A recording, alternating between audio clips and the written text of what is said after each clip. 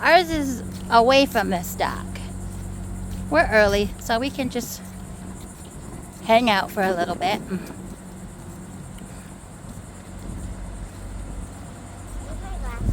Daddy's got them.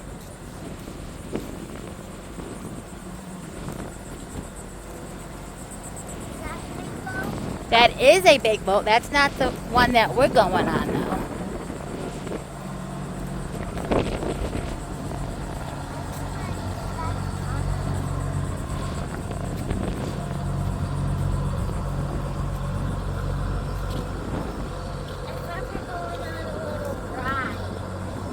It's not time yet though, love. No, like a Disney ride.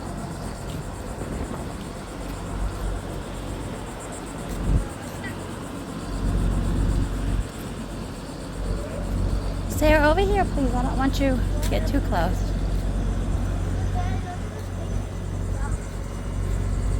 That boat are we going on? Not this one. This one's a ginormous boat. Oh, you got big ones over here. Look at those ones over there. Mommy, look at those big ones. Yeah.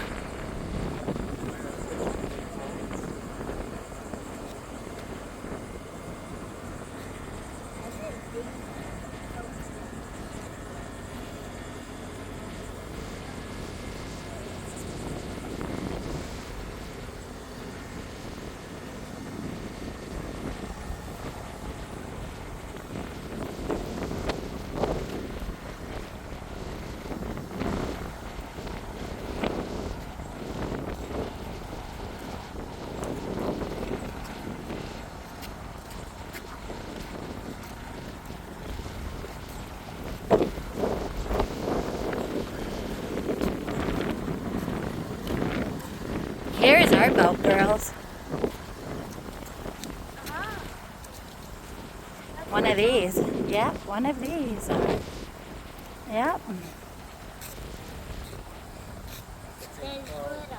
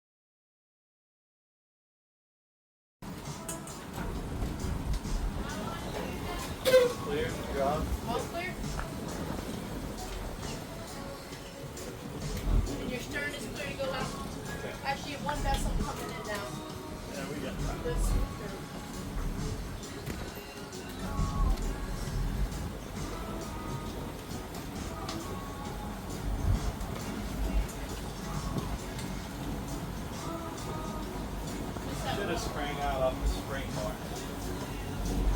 This is our new parking spot they just gave us too. This one is? Yeah, so we're around the corner.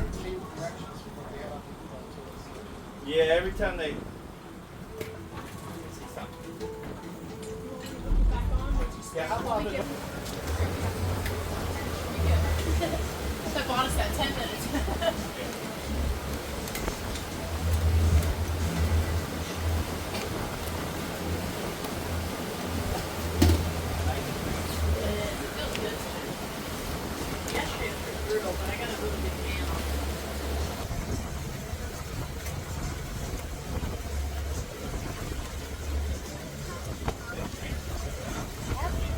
Driving it.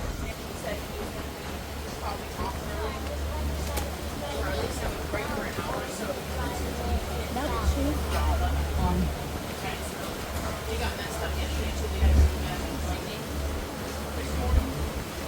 But we had good luck yesterday with incoming side, so we had a lot of off in the bridge right here. So we got some good luck today. Kind of like a car. Yes. Alright, it looks like we have our first bit of wildlife, guys. And regarding the marina right here, we have our brown pelican on the channel marker number 1 and number 2. And so those guys are actually juveniles, so those are babies. Actually, the one on number 1 is a teenager because he has that white head. So when they're babies, they have an all brown head. And then when they become a teenager, they get the white feathers on the top of their head. And then once they become adults, those brown pelicans will form that neon yellow top. And that's where the tracks go. So now that we are outside the marina, like I said, mentioned, you're free to move around the boat as you please. And if we are casual here, if you want to lay down up here or chill out the back, you're more than welcome. But just keep in mind that the boat is moving. It's about we're going about 4 miles per hour right now. Not so fast, but we do have that wind ribbon. There's that natural AC kicking on right now. So if you have any hats on, anything, just be careful when you're going into the wind so it doesn't blow away. But before we get started, where's everybody from? Where you guys from up here? Ohio runs about 3,000 miles long. So it starts all the way in Boston, Massachusetts, makes its way down the eastern seaboard, and then loops around Florida, and ends in a little town called Brownsville, Texas.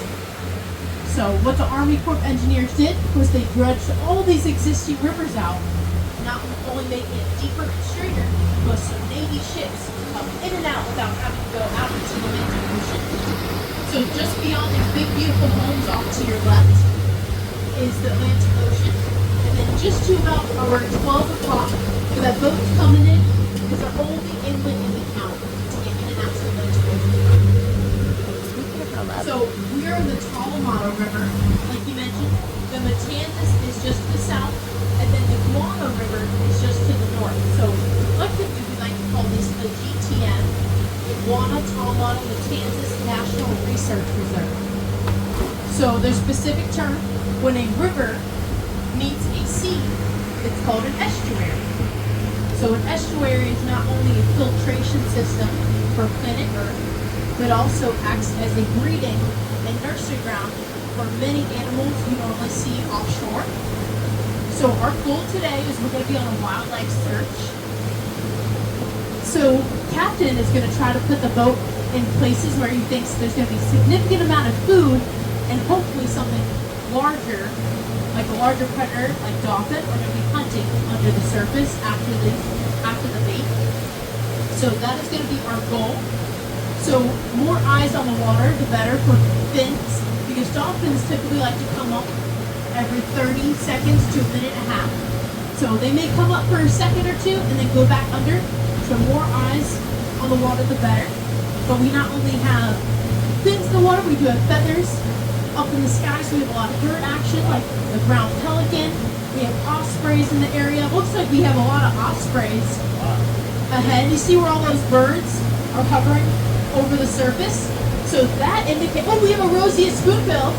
That's the city bird of St. Augustine, that pink bird.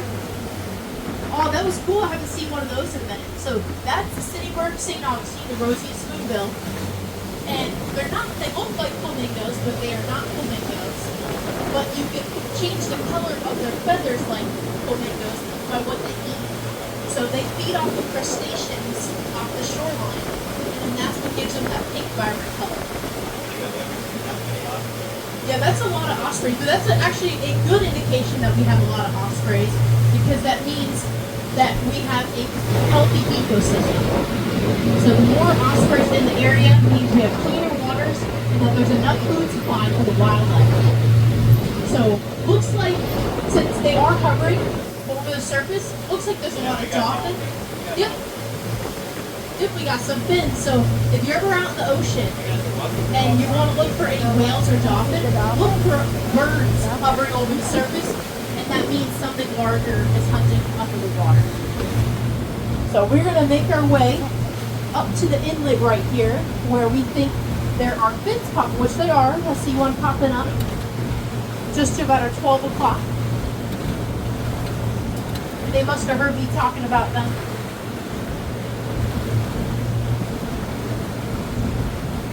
Yeah, that's a lot of osprey, Cap. That's the most osprey I've seen in one area.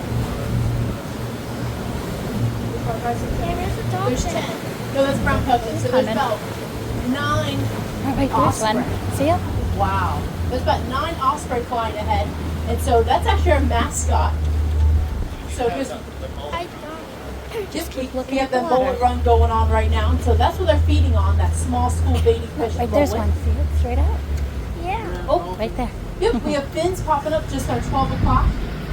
And so that osprey know that these dolphins here are bringing in and creating that bait ball, and they're chasing these mullet. And so it gives a better advantage for these birds to come swooping down and get their young little breakfast. So they're working smarter, not harder. Sit up up there, on right the now. sit up on the seat. There he is. He's coming this way. Yeah. You can kneel right over If you guys want to kneel, Put your look knee- over the side. Put You're more than your knees welcome. right up there. Just about to 11 o'clock. Yeah. Straight out this. Look, there he is. And 1 See his o'clock, fin? all Keep around the looking. globe right See now. him? Yeah. You see him? Look? Wow.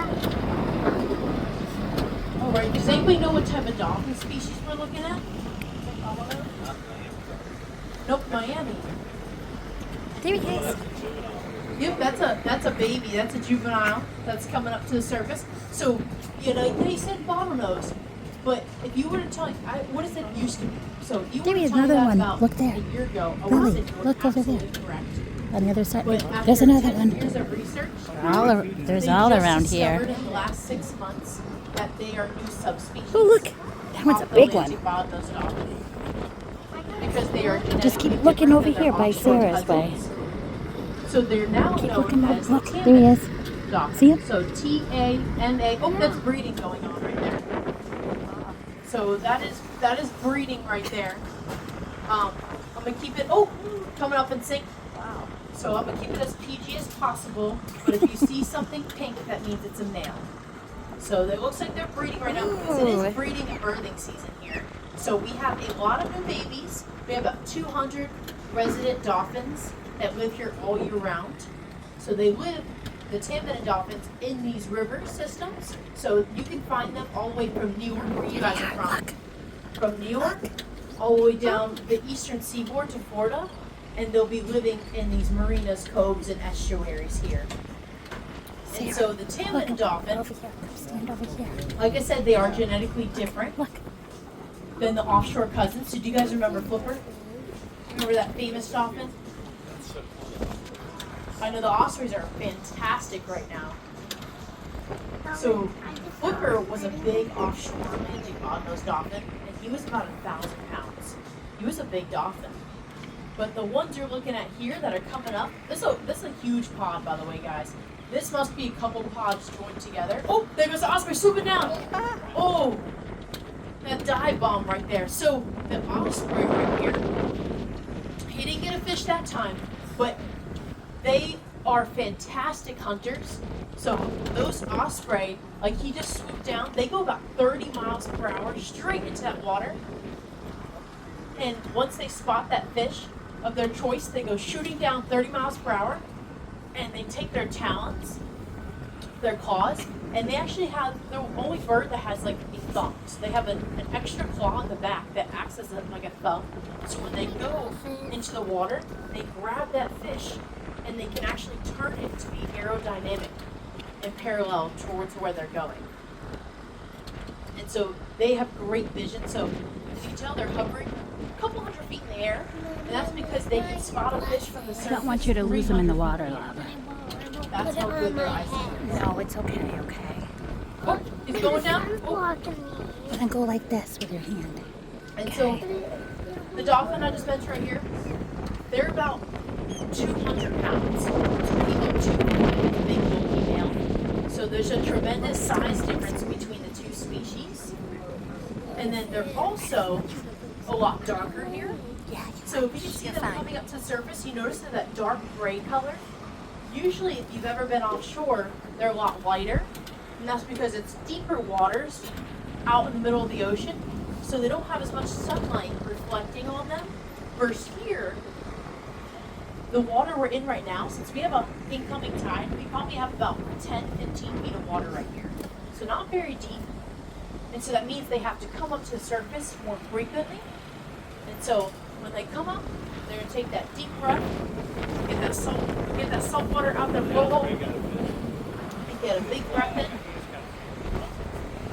Yep, osprey caught a fish. See how he kind of turned? See how he shook his feathers? The one that's flying away with the fish. So he shakes his feathers off because he's turning that fish. He's giving himself a second to turn that fish to be parallel towards him, and then they're gonna fly off to their perch or their channel marker and enjoy that yummy little breakfast. So this is an amazing sighting right here. So like I mentioned, it looks like we have a couple pods that jointed together to hunt, and so.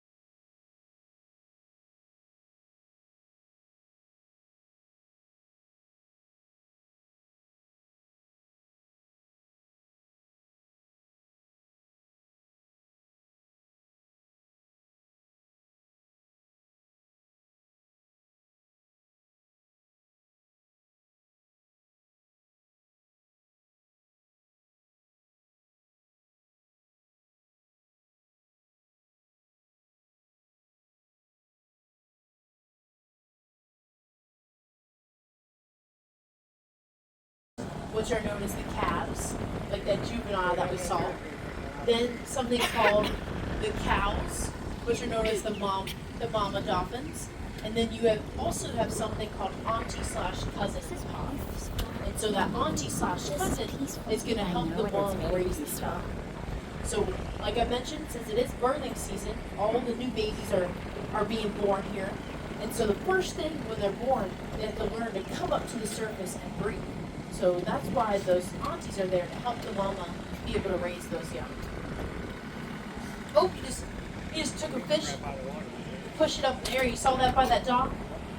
So they'll create a pressure wave. So some of the dolphin will create that pressure wave, and they'll go really fast, stunning those little fish and trapping them in little small shallow areas. So the closer you get to that shoreline right there, or by those docks, gets about maybe 5 feet of water to 2 feet of water.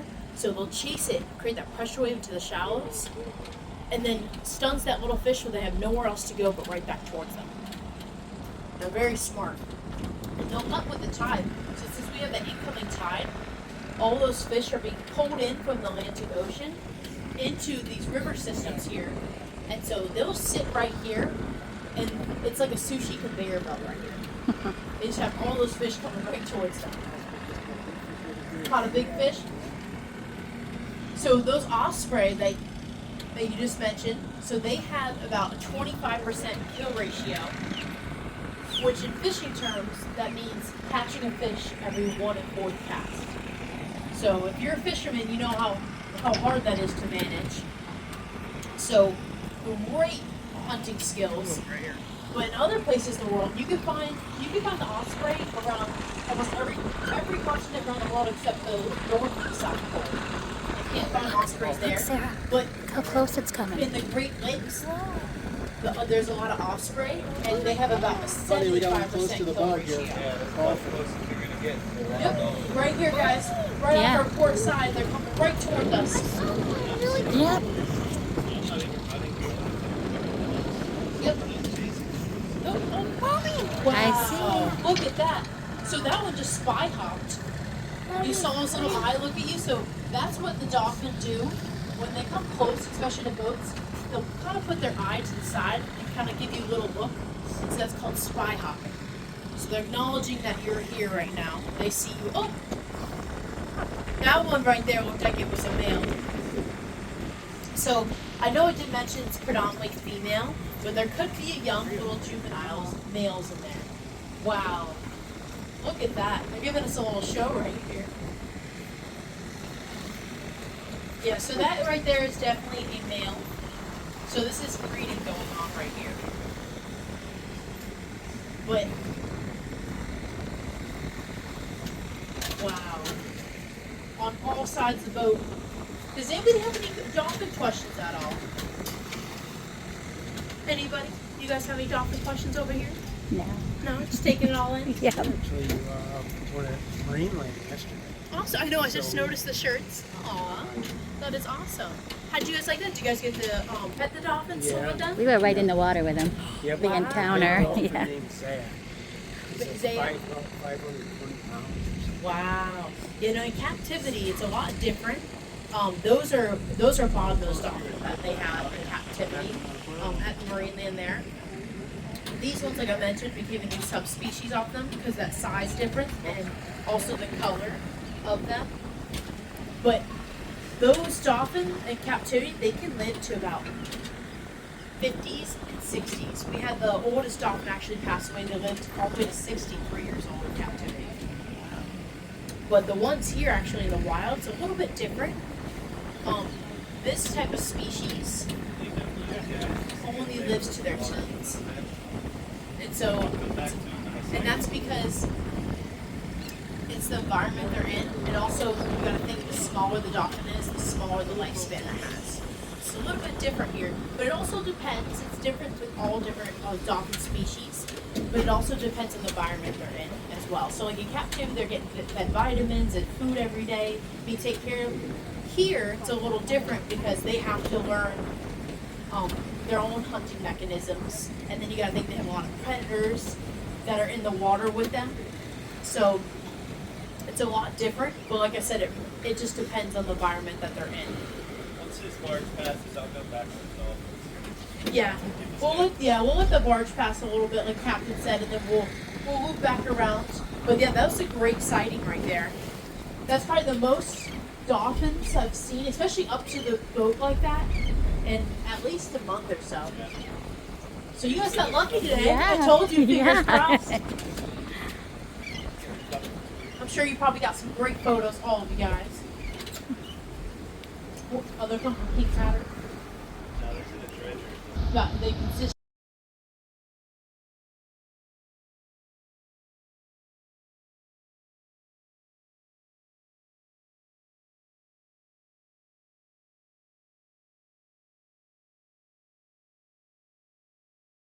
Especially, and they work Pier almost. Yeah, they're at the pier right here. I saw it this morning. They're at the pier. They're about to be on the north side, but they only are going to go apparently up to about 8th Street north side. That's it.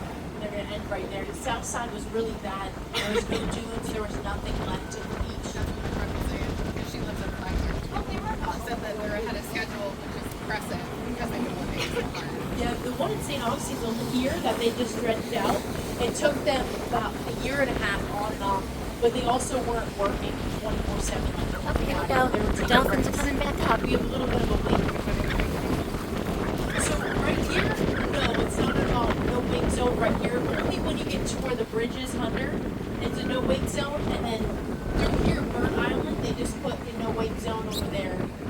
And there's supposed to be in Salt Run a no wake zone by the conch house, but some people don't like to there he follow is. it. Straight Like, a lot ahead. of times when people see the inlet, like they just did, they'll just start cranking up and full throttle out to the Atlantic Ocean.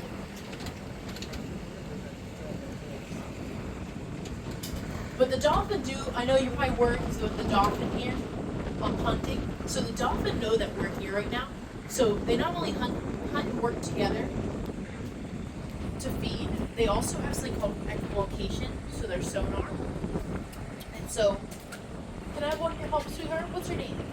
Up here? What's your name, sweetheart? Melissa. What was it? Melissa. Lilybeth, do you want to hold this for me? Want to show everybody the dolphin skull? So Lilybeth's going to be holding up this dolphin skull right here. And so how echolocation works is so the dolphin's going to send off little whistles and clicks out in the water from the blowhole. So when they come up to the surface and you saw them get that air, so they spit out that salt water, they get air for their blowhole, but they're also going to make those little whistles and clicks. And so it'll bounce off an object far away, about a football field's length away, and then it'll bounce back to their rostrum. So that's their upper and lower jaw right here. And then it'll go right up to their ear canal, to the back of their brain, and it creates like a 3D image for them. So they can see if it's a fish, they know if it's a rock, they know how big a fish is. They actually know, like I said, that we're here right now. And if you were to jump into the water with them right now, they could detect your heart beating through your chest. That's how good their sonar is.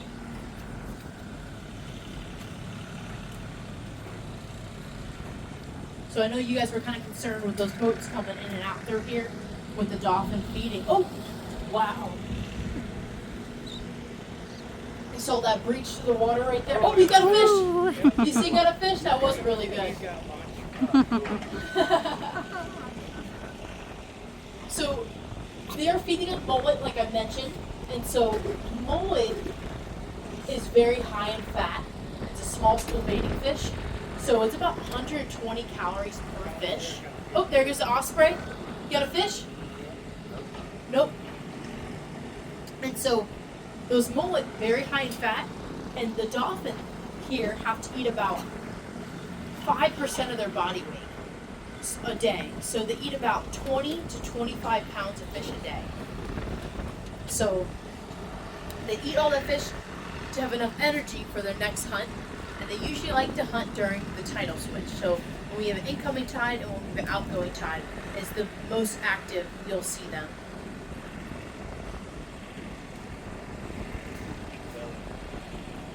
If you have another boat coming behind you on your stern. And I've also seen them not just eat mullet, I've seen them eat another small school baiting fish known as pogies. And then I've seen them also eat squid and flounder. Actually, Captain and I saw about 2 weeks ago, one of the dolphins got a hold of a big jack, about an 8-pound jack. And it was playing with it, but it couldn't eat it because the dolphin actually don't chew their food. So they have about 70 to 100 cone-shaped teeth, but they actually swallow their food whole. So they use those teeth to kind of grab onto that fish. Like you saw that one dolphin, how he put that fish in his mouth, but he wasn't chewing on it. He just kind of collected it. Well, what he's going to do is going to get a hold of that fish, and then he's just going to swallow it whole. And so they can't eat anything bigger than your fist. So that's how small their throat is. So they can't eat anything bigger than that. So that's why they like to go after the small school baiting fish, because they know that they can get it down. So after he caught that jack, after a couple minutes of playing manhandling it in this river right here, he decided to let it go because he couldn't swallow it. Yeah, he was playing. It was all through here. He was going around trying to get it, and of course it wasn't alive, but he was trying to get it, and then He was with two other dolphins, but they were a little lengths away, and then he just let it go after he realized he couldn't eat it. And he kind of went off. But I've seen him, like I said, get a hold of squid before, flounder, whatever really comes in through this Atlantic Ocean, through this estuary right here. And so about 80% of fish on a menu, you'll see that they'll be in here when they're babies. So all the fish that you see on a menu at a restaurant, about 80% of them will live in estuaries like here when they're little babies before they go off to the big blue sea.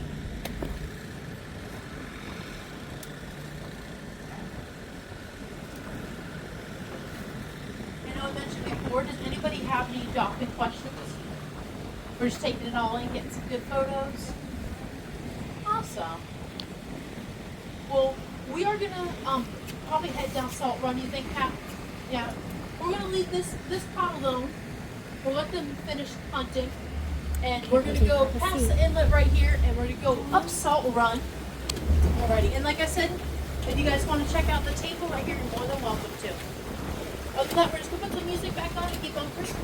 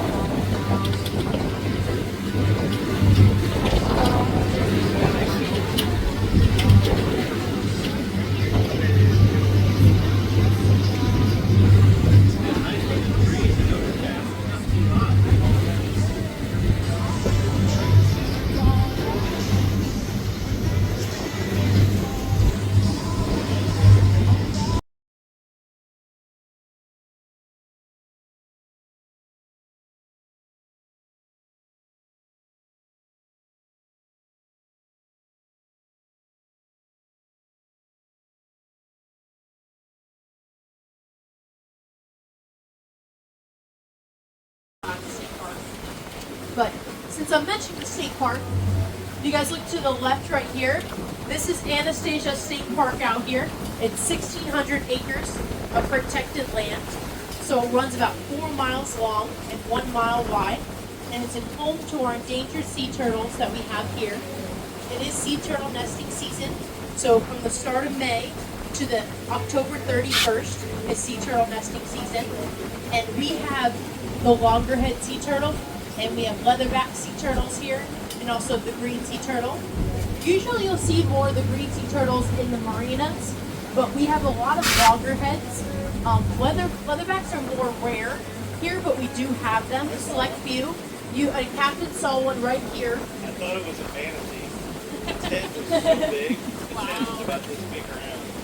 And I thought it was a manatee. I saw one a few weeks ago as well. But yeah, they're more rare in spots, so we have a lot more loggerheads.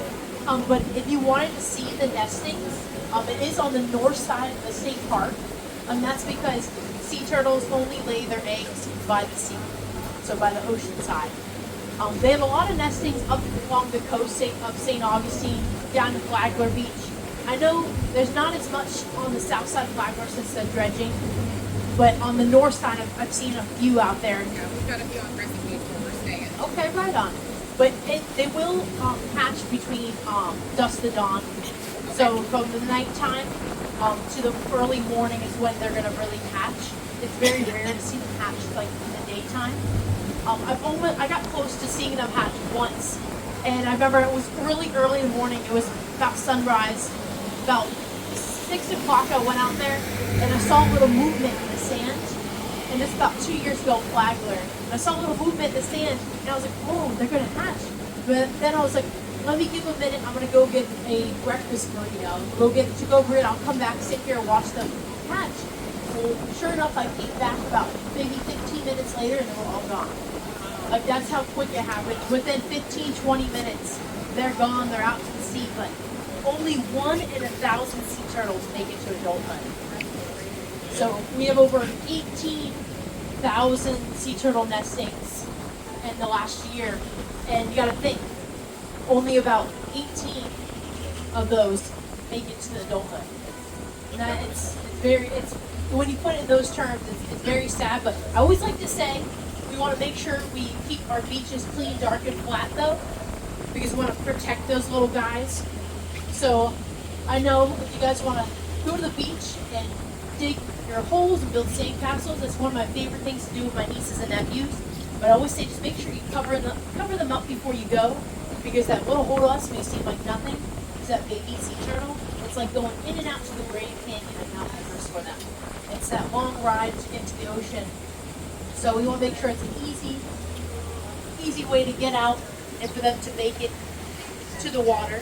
And then also with the trash, I know you guys are on a wildlife tour about the ecosystem, protecting the wildlife, but always say, if you see any trash around the beaches or environmental areas, make sure we pick them up and throw them out. Or if our neighbors pack in some trash, make sure they pack it out too, just so that we can protect our ecosystem, keep our waters clean. And the ocean gives us about 80% of our oxygen, so without the ocean, we would not be alive. So I always like to give my little public service announcement on these cruises.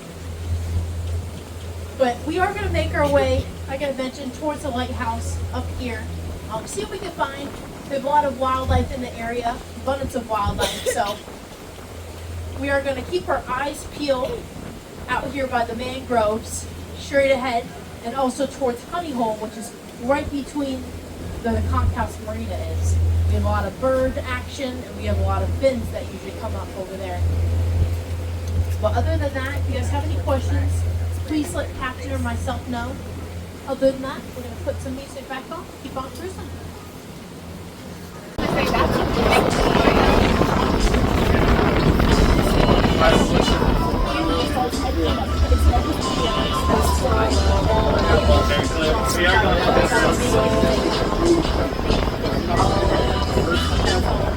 That is so cool that they let that.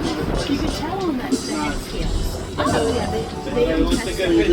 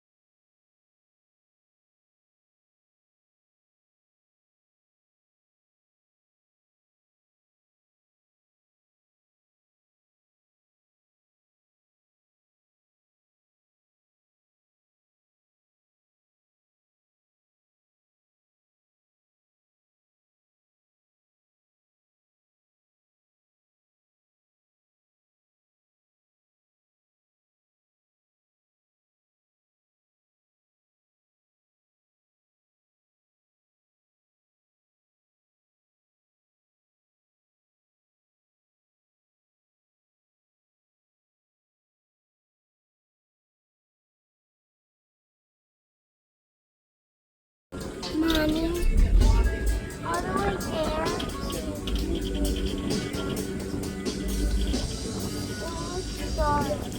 see the dolphins? Straight up. All the way there, I was starved. Yep. Oh, Mommy, all the way there, I was It's starved. okay. There's some over here on this side. This corner. Out. Oh, there's a whole bunch.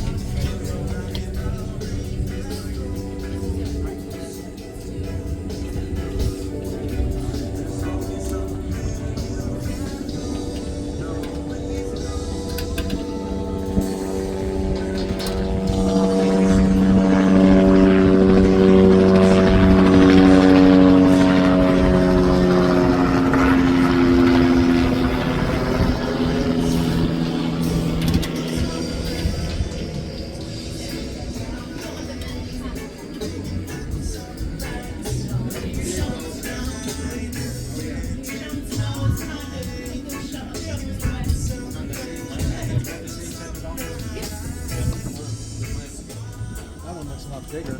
You said what? Yeah. Okay. All right. So we're gonna plan it and base it off the weather. We're gonna look the storm right here because I know it's supposed to have some afternoon showers. So we're gonna try our best to make it downtown. But if it does start to open up, we might just head kind of back towards the marina, but on the other side of the bridge where it looks a little clear down here. But like to answer your question, these are the same dolphins, the taimen that we were looking at before.